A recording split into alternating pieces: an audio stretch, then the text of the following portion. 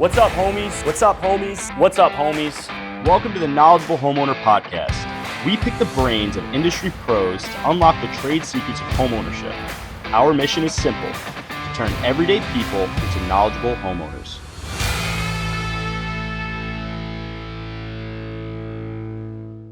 What's up, homies? Welcome back to the Knowledgeable Homeowner Podcast. I'm Sturdy Joe, and today here with me is Nick Anthony of Nick Anthony Woodworking. Thanks so much for coming on, man. Of course, man. So you're a carpenter? I'm a carpenter, cabinet maker. Hell yeah, man. Carpenter, cabinet maker. Why don't you take a second to introduce yourself and tell us your backstory. How'd you get into construction, and how did we get to here today? Okay. Yeah, so just growing up on Long Island, my dad is a union carpenter. And I just remember being a kid and seeing him do renovations at our house and just doing stuff like that. And I definitely was attracted to it. And then going through high school and getting my first job in construction, it was the worst job. And I was doing kitchens in Co-op City in the Bronx. Oof. And This is in high school or out of high school? This is in high school. Oh shit. In high school, senior year, getting out. And we would be pulling cabinets off the walls. There was roaches. Was this alongside your dad or a connection he No, knew? just a connection from the town I grew up in. Nice. Yeah, so did that, and I was like, this sucks. I definitely don't want to work in the Bronx. Yeah. And eventually, when Hurricane Sandy hit, I got a job with a contractor down on the South Shore in Nassau, and we were renovating a house. Perfect. Yeah, you're saying post-Sandy. Yeah, Yep, all those post-Sandy. cleanups. Yeah, So- it's good little spot down there. So I got linked up with a really good carpenter who was someone who was willing to teach, and worked with him, and we did pretty much everything. We'd do sheetrock, we'd do framing, we'd do windows, we'd do doors, we'd do tile, we'd do everything, trim, and he would just take his time and teach me.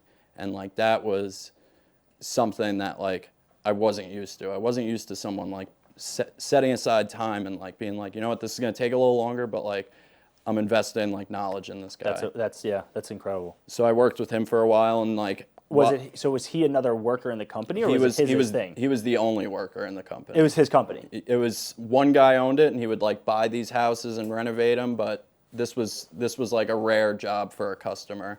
So we did this job, and it was a full house gut. Nice. So you're able to see every little thing and every do every phase little thing, of the job. Yeah. So we did that, and I don't know. As we were going through the project, I started seeing other guys come in, building the stairs and doing the cabinets and stuff like that, and started to realize quickly that there was other niches in carpentry that were more specialized, and I don't know. I looked up to these guys. Yeah. So.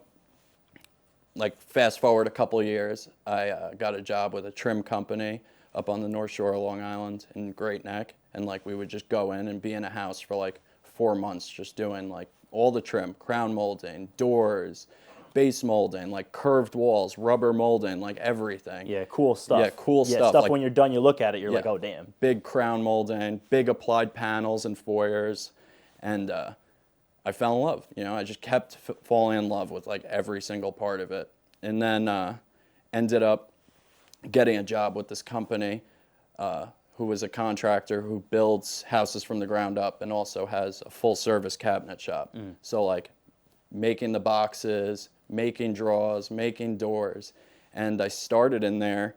And it was pretty much back to ground zero because I had to start from the beginning, especially in a shop working with a bunch of older guys. So that was your pivot point from carpenter to finish carpenter, mill worker, right? Correct. Yeah. So I was a field carpenter, and this just shifted gears into cabinet making specifically, and it was starting from the bottom. And I worked under this guy who took his time again and really taught me, and I became obsessed with it. Yeah. Obsessed with it.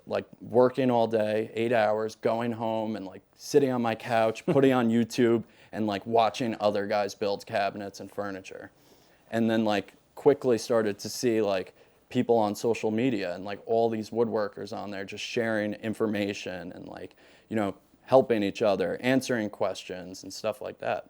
So I started an Instagram page, started to get good, started to move up in the shop. I wasn't just the guy sanding doors anymore or edge banding. They started giving me drawings and being it was it started with just like low risk tasks. Yeah. Like edge band this, sand this, fill the nail holes. And then the trust grew. And then the trust grew, and I started to get good at what I was doing. And like eventually they gave me like plans and would teach me how to like lay out a job, build the boxes. And it was all like, we had these full house packages because that's what he did. And like, he'd be like, all right, build this mudroom, build this laundry room. Like he would like keep me off the kitchen fully, you know, and he would like sit there and go through everything with me. Taught me how to lay it out. And it was like a lot of information, but like I really, really enjoyed it. And started to get like really busy with side work, and like that's just been the run for the past 4 years, working with these guys. And now I'm starting to go off on my own. I'm like transitioning from working for this company, and I got a shop, machines, and getting going on that. Congratulations, dude. Thanks, man. Yeah, that's a really dope story. And I think like, you know, hearing you talk about it, like the one question I have is like, what do you think? Because you're drawn to it. Like you said, you're obsessed. I was with obsessed with the finished carpentry and with the cabinet building. Like, what do you think about it was really what did it for you? Did you ever think about like? I don't know what it is. Yeah. I just like it's like something just hooked me, man. Like I don't know if it's just the creative aspect, like the freedom in it. When like, did you realize too, like when you were in that process? Because you said you would watch the finished guys come and work, and you looked up to them, like you saw them as what you wanted to aspire to be. Yeah. Like, do you think that was the moment when that you're like, probably this is was? it? Yeah, this absolutely. is what I want to do. Because I feel like I get a lot of young people who are interested in getting in the trades and they don't know what to do, and you know, I think what they're hoping to find is that moment when you're like, this is it. But this resonates really closely with what the last guest was just talking about, is how like he didn't find that thing until he was in it. And there's a quote, and I'm going to butcher the quote, but it's something along the lines of like the path reveals itself as you begin along the path. So like you were already in carpentry doing it, and then it, you know, because you put yourself out there and you were out in the jobs every day, this opportunity came along, and like now looking back on it, we're so safely can say like, this is exactly what I wanted to do. But it's like the risk of putting yourself out there and finding it. But what I was getting at is like young people reach out and they're like, they want to know like, what should I do? It's like sometimes like just do anything and see what you like and what you don't like. It's so hard because like I see young guys like come into like different trades when we're doing these houses, or like into the cabinet shop specifically, and like it's just like it's really hard to teach someone how to take pride in their work. So like I think if you're not passionate about this, or I mean if you're even just like if you're interested in it, get a job in a cabinet shop, get a job in like for a contractor. You said something important too. You were a carpenter, and you were probably pretty good at what you were doing, and then when you went to the shop, you had to humble yourself, and you had to go back down to, you know, the lack of a better term, like kind of be the bitch of the shop, like doing whatever they told you to do and not complaining about it. So always humbling yourselves because you stepped back in that sense, which allowed you to leap way forward. And humbling and learning a new skill. Also, you were talking about you were fortunate. You showed a lot of gratitude for the men who showed you the way. But something, as somebody who's been in that position, and I've also observed other people in that position, there's things that you were doing that made them feel inclined to invest that time in you. And that's something that I try to get along, you know, to these kids, is to be teachable, to show up on time. Like there was they didn't just like bless you. They weren't just like, I'm going to show you the way. Like you showed up every day, and you learn in crumbs. They give you a little bit every time. But there was stuff that you were doing that made them be like, almost gave them probably no choice because you were over their shoulder the whole time. Like, what tool do you need next? You know, like you're a really active helper. But that's something that I really try to drive home to these kids too, is like nobody's just going to hand it to you. But if you just do the right things, like they'll loosen up. The old grumpy guy on the job, like he will teach you the way, and you keep showing up. And if you ask every time, why are you doing that? Or if you saw them use this tool, because like I deal with like plumbers helpers. Like I feel like I get a lot of kids getting into plumbing now. It's like you're a helper and they're installing a boiler. Watch them install the boiler. See what tools they're grabbing, and then next time have all the tools ready for them. They're going to be so impressed by that basic task that they're going to like after a certain amount of time. That's really the secret right there. Like be the best helper you can be. Know what they're going for next. Like when you're handing them the drill, don't hand them the drill with your finger on the trigger. Spin it around so they can grab the handle. But you know what's Stuff fucking, like that. but that is a perfect example of like there's little things that you do that shows the person who can teach you that you give a crap and that you're listening and that you're learning. I'm like a hands-on learner, but like I would work with guys and like I would like go to hand them the gun. They'd be like, nope, like spin the gun around. Yeah. Like, and now the next time you remembered and then you do it that way. And it's little stuff like that. Like the trades are a unique thing, man, because it's hard to crack some of the personalities. And a lot of the older guys, our generation gets totally crapped on that we're lazy, nobody wants to do anything. And I got it, dude. Like I said, I got into the carpenters union out of high school, and it was all like, everyone your age sucks. And it's like, yeah, you're right, but I'm showing up here every day. So after a certain amount of time of not dealing with that shit and continuing to work hard, like they softened up and they kind of showed me the way too. But that story is really, really cool, and it's inspiring because there's a lot of young people at the beginning of your story right now. And like what I want them to realize is like, just do the right thing, show up, don't give up on yourself, don't quit. Even if you want to do something else, don't quit yet. Like, see it through. You never know where these things are going to take you. Yeah, there was another guy on Instagram too, and like it was really funny at the time because he was like a general contractor in New York City, and he would like, it was at the beginning of Instagram, like it was still like that white with that blue banner at the bottom. Classic IG, classic IG. And like he used to post these videos in the city just like breaking all the guys' balls, and he would like tell his helpers, it was like the constant like hashtag and thing he said. He's like, you got nothing to do, grab a broom. You got nothing to do, grab a broom. Like always. Like there was That's so funny. No one standing around. When I was in high school, I was working at a pizzeria, and one of the guys who'd come in the pizzeria was a shop steward for the Carpenters Union in the city. And I was leaving the pizzeria to go work in the city. And that's exactly what he told me. He's like, you ever standing around? Grab a broom. And fortunately, at the high-rise concrete, there was never a moment to stand around anyway, so I didn't need to. But it's just the truth. Like, you shouldn't be standing. So I was lucky enough where I graduated high school where like smartphones really started to become a thing, but it still wasn't like, I'm on my phone now more than I was when I was 18. You know what I mean? That culture hasn't come around yet. So like when I worked in the city, like my phone never left my bag. So I feel like it was easier for me to pay attention because I feel like now kids are so used to having their phone bag. But I think if that was a piece of advice I'd give to any young kid wanting to be a good helper in the trades, if you're definitely put the phone down. Yeah, put the phone in your bag. Yeah. Like if I was a lead guy and I had an 18-year-old helper and I found out his phone was in his backpack the whole day and he didn't go on it, I'd like him more just because of that. Because I probably would have been on my phone for like 20 minutes at some point. You know what I mean? Like he's that's impressive to me. It is. But I feel like that's a hurdle that like we didn't have where now it's like it's so easy to, while you're standing around, like to get lost on your phone or like put your headphones on and listen to music. Like we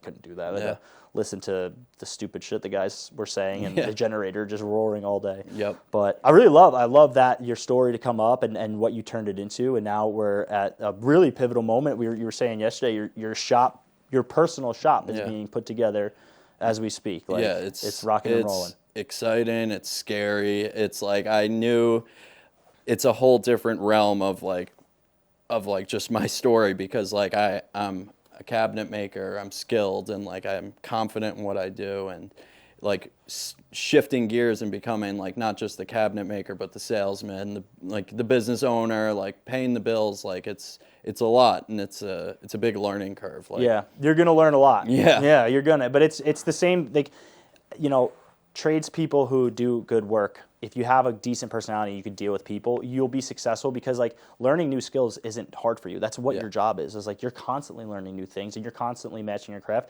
It's just a different thing you're going to have to learn. Yeah. What I think is nice now, and not to go off too much on a business thing too, but it's like there's so many, like as far as like your business stuff, your logistics, and there's so many softwares and websites and applications out there to make those things easier for you too. Where it's like, that's where I was like, look into that stuff because somebody might have already put together like, you know, a CRM that woodworking shop. There's everything. You know what I mean? Dude. Like it's already pre-made. It's just like I would go home and like watch these guys build cabinets on YouTube, and like I've grown my Instagram to a point where like there's plenty of cabinet makers that like are all over the country who I'm constantly in contact with. Like if I have a set of plans and I'm like, I want to see how someone else would build this. Like if it was a weird situation, like I could send a screenshot to these guys, and they're all over the country, and they'll really answer my questions. Yeah, you know? That's really cool. That'd be the network. That's something that I'm like just starting to crack because I've always had like I've always had like the people who knew me following me. I'd be floating at like 1,000 followers, and like we're slowly every month we're adding, you know, a couple dozen, right? But like just recently, I had somebody that I've never actually spoken to reach out and ask a genuine question for help, and I was like, wow, that's cool to me, is because like if I didn't do this stuff, they didn't see me posting every day. And it was a question that they're a tradesperson. They probably could have asked somebody else that, but they must have been hearing us speak and know that I talk to different people. It was more of like a connecting them with certain people thing. But I was like, wow. So I've seen the power of the social media is really cool too. So yeah, it's amazing, and especially like the community for woodworkers. Like I told you about, like the sticker swap. Like I love the stickers. Yeah, like knock on wood. Yeah, like I got on there and like I saw these people and they're like, "Do you have stickers?" I'm like, "No," and they're like, "Oh, we do the sticker swap thing." And like I would see people's stories and they're like, "Oh, I swapped stickers with this person," and like. So I made a bunch of stickers and like just would like message people and be like, "Hey, you want to swap stickers?" And they would mail them to me. I was mailing stickers. Do you have like a toolbox where you like? Do you have a spot you put the stickers you get? At the shop I was working at, I was sticking them all over a cabinet door in there, like just like a cabinet where we kept like sandpaper and stuff in, and I would just cover it and like take my phone and videotape slapping it on and tag them, and then other people would like reach out to them and. It was just a cool thing to like help each other like build these accounts and like grow a following. So yeah, that's amazing. It's good too, starting your business with already having a social. Like I had my business going, and then I had to get into social media. Like it's really cool that you have a social media presence, and now you're getting into your own thing. So you already have that part kind of figured out. You just got to work it into you know, marketing it for yourself. But, absolutely.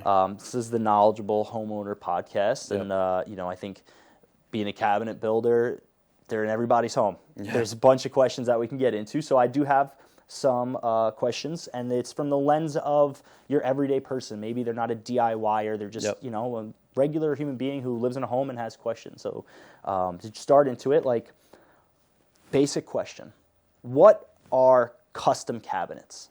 All right, so custom cabinets, what I do specifically is like we're not like a huge production shop. So there's these big production shops which they like will have just like a Home Depot, for example. They'll like have a standard size, like 36-inch cabinet, 24-inch cabinet, and they'll take these pieces of their puzzle that's in their computer system and fit it to your kitchen.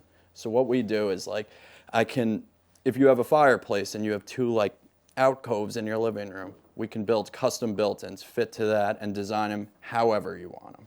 So that's, so like if we go to Home Depot to get their cabinets put together, they're using stock sizes. So if I have an 87-inch wall, they're going to fill that with their numbers and then use filler strips to, so that's the custom look really comes in place where it's built to look there. It's built in, it's built to meet their needs. Like I always say, like the three things that like everyone should know when purchasing custom cabinets is, what hardware are they using? Are they using like real Italian, European, like draw slides, hinges? Like what brands are they using and what level of that brand? The other thing is like what materials are they using? Are they using like a high grade of plywood, or are they using like some crap that like has voids in it and isn't going to stand the test of time? Cool. That's one of my questions, and before I forget it, what are the different types of materials that we build cabinets with, and what do you recommend for like the regular, you know, obviously there's probably something crazy you can go with, but what's like your good baseline material?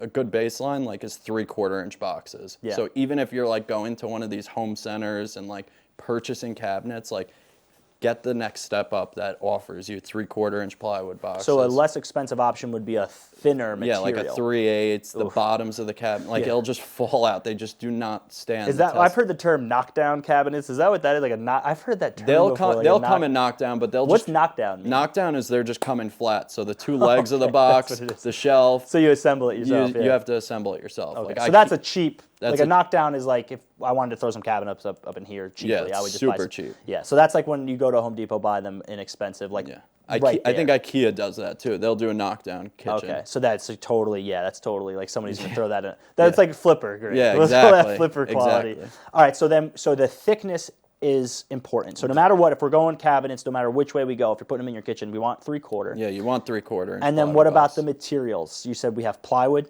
Yeah, plywood. The face frames of a cabinet, like a cabinet is constructed just basically the carcass is 3/4 inch plywood, 1 inch face frames, and true 1 inch doors, you know, because like these other. So the thickness of the door is an inch? Thickness of the door, yeah. Damn. Yeah, these other kitchens will be 3/4 inch doors, but the panel will move around. You know, it's You open it and closing it doesn't have any weight to it. It's hanging, so it can get messed up. And now a word from our sponsor, the Ryan Anthony Head Start Fund. This foundation is focused on providing alternative career paths for young people other than just college. If you want to learn more about what they got going on and some updates, you can check them out at lookwhomadeit.org. Now back to the show. Yeah. All right, so the actual wood itself, is there like a pine, oak, so white like oak? a paint grade kitchen will be maple. Paint grade. Paint Because grade. we're going to paint the cabinets, we don't need to see the grain. If you're going to paint the cabinets, it's going to be a maple, and it's probably going to be like a medium density fiberboard, like MDF panel. Oh, wow. You can do a solid wood panel, but Because you're painting it, we'll never know the difference anyway.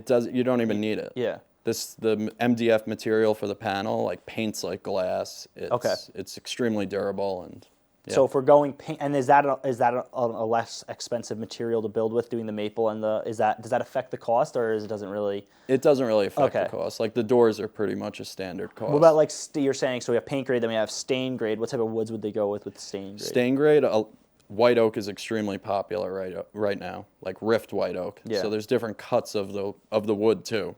Rift is like an extremely straight grain. It doesn't have like those cathedrals and those flitches. I have a piece of cabinet with that. Yeah, I have and white that's oak, and it's very straight, the grains. Yeah, it's so pretty. that's probably rift or quarter sawn. Yeah. There's also a plain sawn, which has those cathedrals in it. So just to geek out about it for a second, you're talking about rift, quartered, or plain. and that's explain what that is. What does that mean? It's pretty much how they cut it out of the log. So they cut a tree down, and it's got its rings. It's got its rings, and we're going the long way of the rings. Yeah, if you're just slicing it straight in half, that's going to be plain sawn. So we're not going to see the rings as much. There's going to be less rings when it's plain sawn? You're going to see the rings. Okay. You're going to see those cathedrals. Okay. If you're quartered is cutting the log into quarters, and it's going to be, you take the log and cut it into 4 quarters, and you're getting pieces of that. So it's going to be a much straighter grain. And rift is another form of that quarter sawn. Okay, it's just a different way to do it. It's a different way. It's cut. And it just changes the appearance because it changes the grain. Does it change the strength of the wood, or does it change anything like that? It's just a physical, cosmetic difference. Correct. Okay. All right. So that's that with the material. So we spoke about with the benefits of custom cabinets is we can build it to the space. Yes. Would you say that's the biggest benefit of a custom cabinet, or is there really other? I think that was the last thing I left out was like the materials they're using. Is it built by someone skilled, and like is it meeting your needs? So like pricing a job, like custom cabinets are not cheap by any means, but there are ways for like us to meet your budget and give you what you need. Like do you need a microwave drawer? Do you need like a cabinet over here? Do you need tray dividers above your fridge? Do you need like your silverware divided in a drawer? So the design aspect and the consultation of the design to really pull out of the client what they need is because if we're going custom, the custom has to be customized to what the person wants. Yeah, you don't want to like buy a bunch of cabinets and be like, I hate this because my silverware drawer's over there and this is there. Like we want everyone. It's a funny thing, man. So doing home inspections, I deal with so many like first-time home buyers or people like even if they're not first-time home buyers, but they have this house and they just have a vision about what they want to do, but they haven't lived in the house yet. And we had a contractor on not too long ago, and she said something along these lines where she's like, you don't even know your traffic patterns in the house yet. And that's relevant to like what you're saying is like, I did my kitchen as soon as I bought the house. Yep. And it's great. It's a super functional kitchen. And a good family friend of mine is a cabinet builder, so they're tight. The cabinets, quality is great. But I didn't know how I would use that space yet. If I did that kitchen today, I would put it in a totally different spot of my house, on top of having different drawers and different storage, because I didn't even know how I would use the cabinet yet. So that's a huge pro of custom cabinets is your expertise and your customization like experience, we can actually figure out what the person needs and make it a super functional, on top of a pretty and long-lasting kitchen. It's going to be very, very functional for them. All right. So with the hardware, we spoke about hardware. What hardware or cabinet options in general do you highly recommend? So like I think the most basic one is like a soft close is like a super popular. Yeah, there will be like more budget-friendly soft close options, but like a Salice hinge. So that's the brand. That's the brand, and that's an Italian brand. There's also Bloom. Bloom is a great brand, and also for draw slides, or Heddich is another one. And they're all like, not only will you have like just a well-made product, but you have the adjustability because over time, like using cabinets, opening doors, opening drawers, putting stuff in it, it's gonna weigh it down and it's gonna move. And like having this type of hardware, you have a lot of adjustability. Oh, you're saying so we can tune those doors to square them back up. Yep. Yeah, because that's definitely something like I'll be on a home inspection and I'll see the cabinet door just as like it's hitting the other one because it's so crooked, and I'll go to like if I'm there, I'll like tighten it up a little bit. And some of them don't even like really have a good option. Like maybe it does, it only moves it a little, but like you can't turn it anymore. So the higher quality hinges will allow you to tune those doors better. Correct. Okay, so soft close, high quality hinge, soft close, high quality slides. Yep. Is there really other what other hardware? You just like knobs and handles? And that's all cosmetic. And we can swap that out anytime we want. There's cheaper options, like you could get handles on Amazon, but there's like better brands that are brass or unlacquered brass, or it really depends on what you're going for. Yeah. As far as like the different options, we're talking like drawers and doors and stuff. Is there anything that you don't recommend? Like, like you go into like these old kitchens and they have like the corner with the lazy Susan is, and there's stuff like that like people do that you don't recommend? It's just preference, right? It's really preference. There's always going to be things, especially being like in a shop where we're like, oh my God, we got to do this again. There's like certain things. Yeah, you don't get it, but the people keep ordering it, so it's like. And especially like with social media, like there's just like with talking to other cabinet makers around the country, like everyone right now is doing like tambour. So that's like those half rounds, and they'll just do big panels of tambour, doors, like panels on an island, and like everyone's just like on Instagram and they're like, I can't wait till this fades. That's funny because one of my questions is what trends are going on right now that you just can't stand? Like so I really don't mind it, but it's like a lot of guys. People don't like it. What about it? It's just ugly to them? It's just like so time consuming. Oh, okay. It's like labor intensive. Yeah, it was like years ago, it was like barn doors, and like everyone wanted like an epoxy river table. Like, the epoxy river table. Yeah, which are still cool. Yeah, I think when they're done right, like they can be really, really cool. My brother-in-law just did one. He had like a live edge, and then they epoxied it like past the live edge, so the desk is still squared. Oh, that's cool. And he did it where it's like, it goes like this. So it's like not as straight. Gotcha. Yeah, it was like, I was like, okay. Because he was explaining it to me, and I was like, I don't see it. But he's like very creative. His dad's the woodworker. So like they brainstormed on it together. Came out pretty sweet. And I was like, all right, that's pretty dope. I see it now. But all right, so we said trends that we don't like. So you're not really you don't have anything that doesn't really bother you too much. Man. Yeah. I love it. All right, so then on another side, what about trends that are going on right now that you do like? What are some really cool things that you see going on or people are swinging to right now? Like I really like doing these like white oak kitchens. They're expensive, but they come out super nice, man. They're just clean, and just like working with like natural wood and something that's getting stains, like it's just really take your time on being selective with when we're milling the material for the face frames for the doors, like being selective so color lines up when it gets stained. It feeds your obsession with doing this perfect. There's more to it. This is where the line is drawn between good and bad. Yeah. This is it, because like what you're talking about is there's so much room for error, and there's so much room for improvement to do it better. So it's like if somebody, like you just said a few points about how to make that cabinet look even better, that'll be the difference. Like me and you could do the same one. If I don't do those things, mine's just going to look okay, where yours is going to really, really pop. So you're seeing stain come back, because I feel like for a while it was white. We just did like 3 completely full white oak kitchens, islands matching the cabinetry. And like there's a lot of different ways you could go about it. There's slim shaker doors, so like it appears to be like just it has that one step in it, but a slim shaker will have like a 1-inch band around the whole border of the door instead of like that standard. So there's a little bit more. Yeah, and it's the shaker is thinner. The shaker, so like a standard stile and rail, which is what makes up a cabinet door. The rails are horizontal, the stiles are the vertical pieces.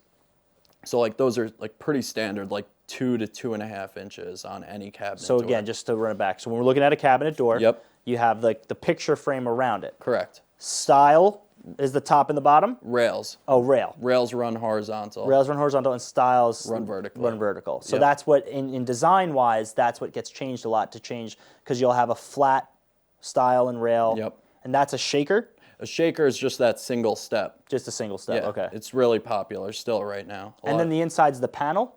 The inside is the panel, correct. Okay, so style, rail, panel.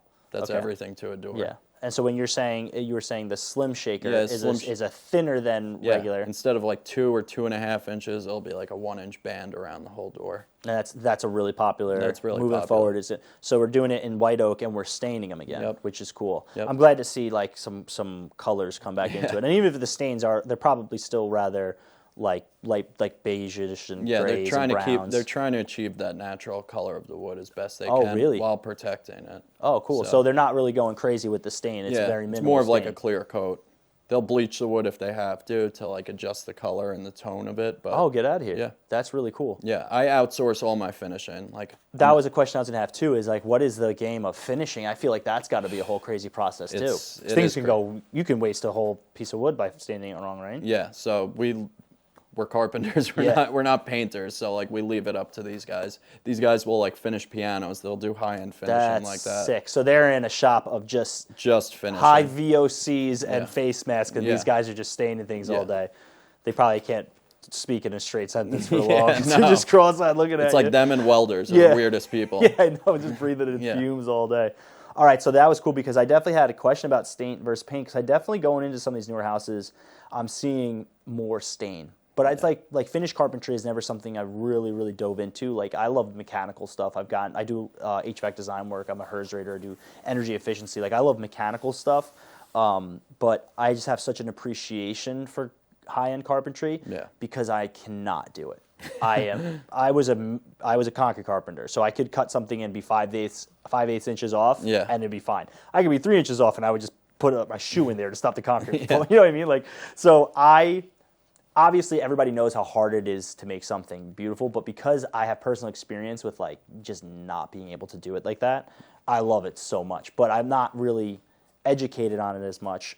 I'm glad to see stains coming back. Yeah. Because I feel like it was white. It was white shaker. And then we went gray. I feel like people started going gray. People did gray. People did like navy blue, which is cool too. Like an accent for like an island. They'll do the kitchen one color, the island another color. Yeah. What about, so you guys building the cabinets, you don't really get into the countertops as much, right? That's something else we pass off. If it's like a built-in cabinet, like we'll do like a painted countertop, something that's not like a high traffic area, something that's just gonna have some pictures on it in the living room. We'll do a stained like white oak top. Did you guys get into butcher block? Did you guys do butcher block? I've done some butcher block. A friend of mine has a spa, and I did all butcher blocks in every single like spa room. Yeah. And then I did she recently opened another spa in Southampton, and I got to do like a massive white oak reception desk for her, which was one of the coolest jobs I've done in the past year. That's probably a lot of fun for you, is getting those different types of jobs. It's like, a kitchen is cool and there's unique things that go into it, but it's still, there's a lot of consistencies with it. But getting into renovating like a space like that, it's so different. It is different. And I think people are a little like, there's a boldness to it. Like people like to do unique and cool things. Like when those, like I like a lot of these, like not office spaces, but like commercial spaces. People are making them so nice. Oh my God. Like it's crazy. I just, with opening the shop, I was like, it's a big expense buying tools and machines and stuff. So I started looking on Craigslist, and I saw some guy that said like woodworking machinery closing down. And I went, my girlfriend's or my fiance I went out there, and she's like, "You're just going to meet this random guy off Craigslist?" I'm like, "Yeah." She's like, "Just send me the address so you don't get killed." So worried, So like I went out there and like met the guy, and he was like telling me he did commercial cabinet work for like 36 years and like hasn't stopped since he started. So I was just like, this is like perfect person to pick their brain. I'm like, 100%. What was it like hiring employees the first time? And like he got to share with me all this, like all his experiences. Commercial build-outs are funny too, because I mean, how many times you see somebody renovate a space to put a restaurant in, the restaurant closes 18 months later, and then they rip it out and they do it all over again they do a totally different build-out for another restaurant. I know, it's crazy. $500,000 build-out they're throwing away. It's like, I don't understand Let's just try to get on both ends of it. Let's build the first one and let's build the second one too. That's crazy. So that's cool though too, because it does let you be a little more creative. And like I said, I think people are more into making custom space. Like if I had a storefront, I would probably spend too much money making it sick, because it's like, you know what I mean? Like it's like our merch and the sticker. You spent money making the sticker cool. Like we love that stuff, and it's like I could see that. So that's a cool space for you to get into too. Let me see what questions we have here. We talked about the wood. All right, cool. with home ownership, a lot of people I deal with as a home inspector, they're either looking at houses or they're recently in a house. Now we're going to go away from you building, and we're going to talk about existing cabinets. What are some things a home buyer can look out for to determine the quality of the cabinets of a house they're buying? We're at an open house or showing. What are things like red flags or either signs of bad quality or signs of good quality to determine like this kitchen is it good or not? I think it just goes back to like what material they're using. So like pretty much they could just grab a door and see, and like you could see by the hardware, the thickness of the door, the hardware they're using. Like the hardware, is it mounted directly to the face frame of the cabinet? Is it overlay? Like you could see things like that. Are the drawers slides still functioning? It's pretty much like gets down to hardware and the materials. Looking at, because you said the thickness of the box, but they're not going to be able to They're look. not going to be able to because tell you have that. the panel, Yeah. the piece in the front, so they won't be able to see it. What about the thickness of the shelves? Is there is there No, like they'll, that? they'll still do like a 3/4 inch shelf. Is because you just brought up something with the custom cabinets. The hinges, you said the difference in the hinges, Yeah. if they're just laid on top, like you're saying that there's no, like they didn't recess a hole for the hardware to go into Yeah, or most something? of like our hinges are like screwed into the box of the cabinet. So what I mean by the box is the plywood construction of it. The like face frames on these kitchens from the home center, like the hinges will be mounted to them. I understand So what they'll you're be saying. clipping so over it. That small little lip, Yeah. they're attaching the hinge to that. That's a less secure point. It's a less secure point. And The that wood's can- going to wear, the hole's going to...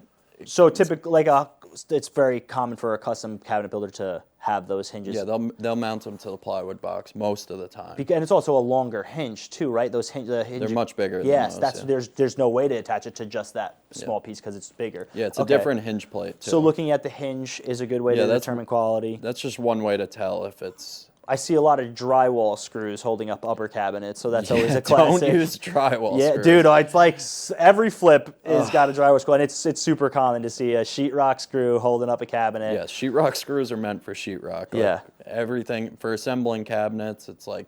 Not all screws are made the same. They have Yeah. different strengths and shear strengths, and a sheetrock screw is not meant to hold the weight that a cabinet, especially a good cabinet, can hold, and it's going to rip out and fall off. Yeah. So that's one of the things that I point out. If I see sheetrock screws, I'll just call it out. Like this might not have been put together by a qualified contractor. You know, this could be handyman special. Yeah, the right screws are like big cabinet screws. They'll have like a star tip.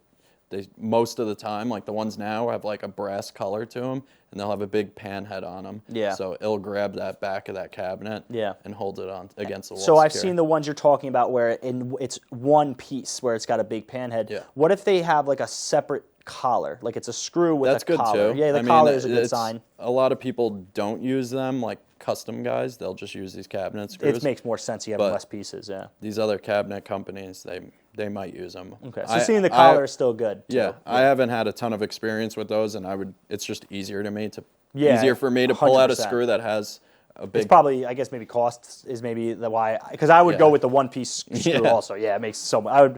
I could just see myself fumbling around with those collars. And just one more question with like existing cabinets. Like, what are some low cost options for a home buyer or a homeowner to kind of spruce up the end of life cabinets to buy, just to stretch them a couple years? Stretch them a couple years. I mean, you can make new doors for them. There's cheaper ways if like the custom, like you really don't need a custom cabinet maker to make your doors unless that's what you're looking for. Like If the sizes are not standard, though. No, but would you that could be- get someone to come in and measure. Okay. They can measure and just like replace the existing ones with new ones. They could change the hardware out, things like that. That's one way to give more life to it. Because the reason that I ask that is because I go in a lot of houses, and right now there's a big turnover of like early boomers. So these people they're probably like 70 years old, and they are either the first or second person who owns the house. It's probably the original kitchen, but we go back to the boxes. Those boxes are solid. They're good wood. Like, they're in good shape, but the cabinet door is ugly. The hinges are all on the outside. Yeah, and it's that's- like we have these home buyers who are overextending themselves to buy a house in the first place. Yep. And now they're going to spend a ton of money to rip out cabinets when they don't even have the money. So I want them to look at the opportunity of, like, maybe they can stretch the life 5 more years, do all the other bathrooms, change the roof, get a new boiler, spruce it up that existing decent quality kitchen, And so, like you say, we can replace the doors, replace the doors, or just even like get a really good painter to come in and paint them. Get Paint them in place. Yeah, they'll spray them in place. Yeah, fill it, sand it. Carlson Paint and Paper. My man Dane will probably come. He'll come through and spray. Yeah, he'll tape it up. It's so crazy watching them spray it. Yeah, it's sick. Yeah, so that's it's like people got to spend like. The roof's leaking, they have to do the roof. And there's some of these houses where it's like, this is the only house they can get into. They have to buy a fixer-upper. They really didn't want to do the kitchen, but they hate looking at it. It's like, all right, you're going to get the custom kitchen at some point, but like we can get us there. Yeah, paint it and just clean it up. New hardware, new knobs, handles. Yeah. If any of the hardware, the hinges or the draw slides are falling apart, get someone experienced to come and just put them in. Put them back together. Yeah. Sweet, man. Dude, thank you so much. I think we're going to wrap up. Was there any other points that you wanted to touch on or go over? That was it, man. No, I think you gave a lot of really good info, and it's so obvious how passionate you are about what you do, and like I'm really, really looking forward to thinking of a project for you. Thank you, man. I can hire you to do because there's so me. many cool ideas that we can do. Thanks, and I know you're going to fucking mint it out. So thank you, bro. Why don't you take a second, plug your social media, let the people know where they can find you. Yeah, my social media is at Nick Anthony Woodworking, TikTok. Instagram's really where I found my home, but check it out. Post a lot of videos in the shop, and hopefully Joe will come out and see the shop. Definitely. Yeah, absolutely. Thanks. Yeah, sweet. Thank you so much, brother. I appreciate you coming on. Yeah, good stuff. Thank you guys for tuning in. Until next time, stay knowledgeable.